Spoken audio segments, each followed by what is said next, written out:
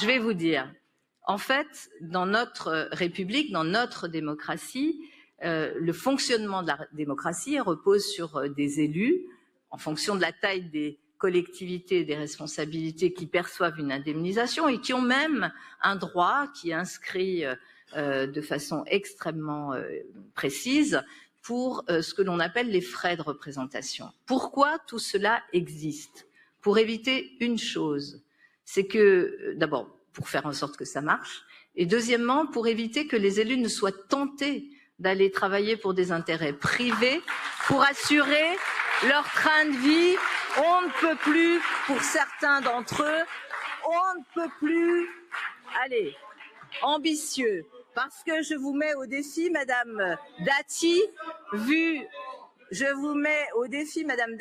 vos revenus déclarés, enfin ce qu'on a pu en voir notamment sur l'année 2022, je rappelle ici 2 millions d'euros, je vous mets au défi de vivre avec l'indemnité de 4 900 € net après impôt de la maire de Paris. Je vous mets vraiment au défi, mais en fait, j'aimerais vraiment pas que vous gagniez ce pari parce que ça voudrait dire que vous auriez été élu.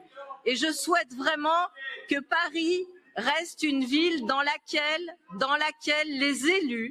les élus ne sont pas pris dans des intérêts privés dont ils refusent d'ailleurs de donner le nom de ces intérêts privés. Et oui, Madame Dati, il vaut mieux vivre avec ce que la loi prévoit pour faire fonctionner la démocratie que d'aller chercher du côté de ces intérêts privés avec les risques de corruption, puisque vous allez être jugé pour corruption en septembre 2026, le 16 septembre 2026 très précisément.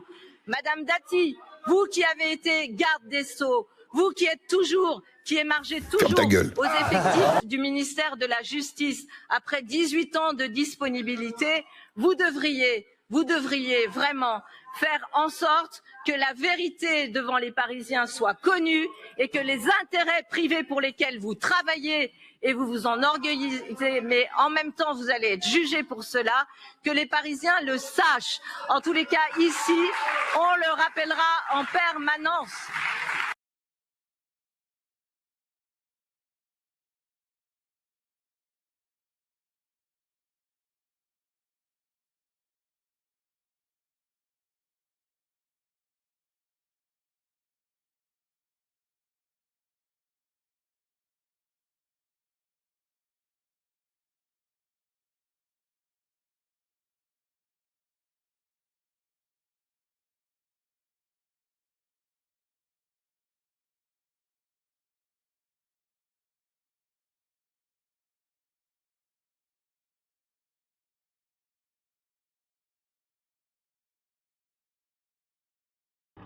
Donc je vais vous demander s'il vous plaît d'éteindre votre caméra. Vous éteignez votre caméra.